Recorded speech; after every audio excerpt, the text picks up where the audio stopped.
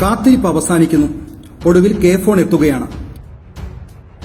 മൂന്നാം ലോക രാജ്യത്തെ ഒരു കൊച്ചു സംസ്ഥാനത്തിന് സാധ്യമാക്കാൻ കഴിയുന്ന ഏറ്റവും വലിയ വികസന വിപ്ലവം സൃഷ്ടിച്ച്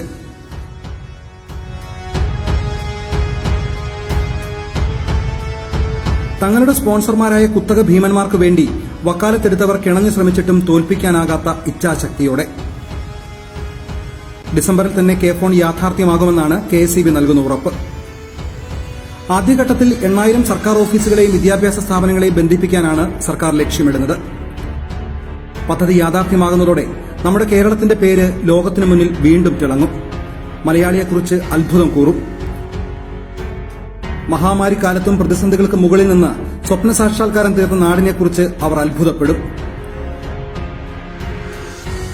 കെ ഫോണിനെക്കുറിച്ച് മുഖ്യമന്ത്രി നിയമസഭയിൽ വിശദീകരിക്കുമ്പോൾ പ്രതിപക്ഷ നേതാവ് രമേശ് ചെന്നിത്തല ഇടപെട്ടുന്നയിച്ച ചോദ്യം ഇതായിരുന്നു. അപ്പൊ ഇപ്പൊ തന്നെ നെറ്റ്വർക്ക് ഉണ്ട്.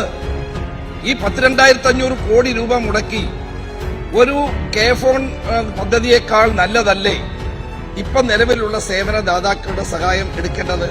നിലവിലുള്ള സേവനദാതാക്കൾ, അതായത് അംബാനിയും അദാനിയും ഉൾപ്പെടുന്ന ജനസേവനക്കാർ, അവരുള്ളപ്പോൾ എന്തിനാണ് മറ്റൊരു മാർഗം തേടുന്നത് എന്നതാണ് ചോദ്യം. മുഖ്യമന്ത്രിയുടെ മറുപടി ഇങ്ങനെ: സാധാരണഗതിയിൽ ഇവിടെ ഇത് പ്രയാസം സൃഷ്ടിക്കാൻ ഇടയുള്ളത് റിലയൻസിനാണ്. റിലയൻസിന് ഇത്തരത്തിലൊരു നെറ്റ്വർക്ക് ആകെ ഉണ്ടാക്കണമെന്നൊരു താല്പര്യമുണ്ട്. അവരവരുടേതായിട്ട് നടന്നോട്ടെ. നമുക്ക് നമ്മുടേതായ പദ്ധതി നടപ്പാക്കുന്നതിന് വേറെ വിഷമമില്ല. അത് നമുക്ക് നടപ്പാക്കാം. അതിനോട് അങ്ങും യോജിക്കുന്നതാണ് നല്ലത്. അതിനെ സഹകരിക്കുകയാണ് വേണ്ടത്. കാരണം ഈ നാട്ടിൽ വരുത്തുന്ന മാറ്റം വിപ്ലവകരമായ മാറ്റമായിരിക്കും. രണ്ട് കാഴ്ചപ്പാടാണ് ഇതിൽ നിന്ന് തന്നെ വ്യക്തമാകുന്നത്. ഇവർ ഇരുവരും ആരെയാണ്, ആരുടെ താല്പര്യമാണ് പ്രതിനിധീകരിക്കുന്നത് എന്ന ചോദ്യത്തിന് ഉത്തരം. ഒരാൾ കുത്തകകൾക്ക് വേണ്ടി ചോദ്യങ്ങൾ ഉന്നയിക്കുമ്പോൾ മറ്റൊരാൾ ജനങ്ങൾക്ക് വേണ്ടി മറുപടി നൽകുന്നു.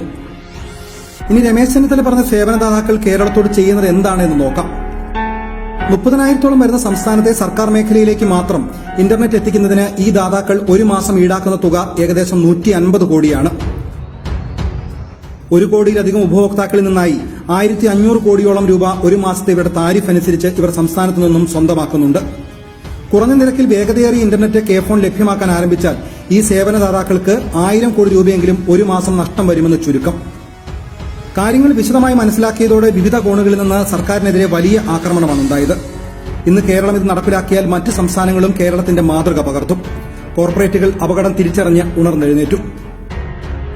20 ലക്ഷം കുടുംബങ്ങൾക്ക് സൌജന്യമായും ബാക്കിയുള്ളവർക്ക് മിതമായ നിരക്കിലും അതിവേഗ ഇന്റർനെറ്റ് എത്തിക്കുക എന്ന ബൃഹത്തായ ലക്ഷ്യം മുന്നിൽ കണ്ട് പിണറായി സർക്കാർ നടപ്പിലാക്കുന്ന വികസന പദ്ധതിയാണ് കെ ഫോൺ അഥവാ കേരള ഫൈബർ ഒപ്റ്റിക് നെറ്റ്വർക്ക്.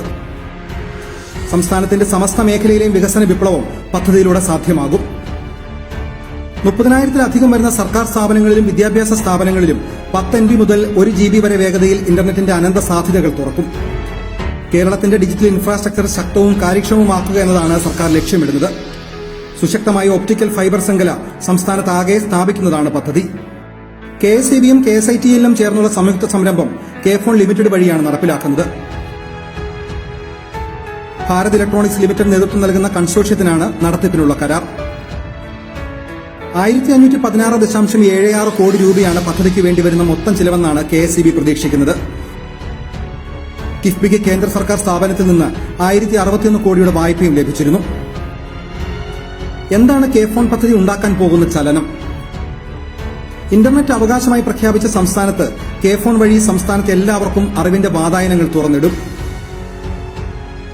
ഈ മേഖലയിലെ കുത്തകവൽക്കരണം ചേർത്തുകൊണ്ട് സംസ്ഥാന സർക്കാരിന്റെ നിയന്ത്രണത്തിൽ എല്ലാ സർവീസ് പ്രൊവൈഡർമാർക്കും തുല്യമായി അവസരം നൽകുന്ന ഒപ്റ്റിക്കൽ ഫൈബർ നെറ്റ്വർക്ക് നിലവിൽ വരും.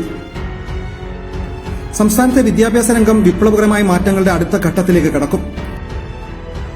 IT മേഖല, സ്റ്റാർട്ടപ്പ് സംരംഭങ്ങൾ, ഇ ഹെൽത്ത് പോലുള്ള ഡിജിറ്റൽ സേവനങ്ങൾ, എയർപോർട്ട്, തുറമുഖം തുടങ്ങിയവിടങ്ങളിലേക്ക് ഹൈസ്പീഡ് കണക്ടിവിറ്റി ലഭ്യമാക്കും. കെ ഫോൺ കേരളത്തിൽ സൃഷ്ടിക്കാൻ പോകുന്ന മാറ്റങ്ങളിൽ ചിലത് മാത്രമാണിവ.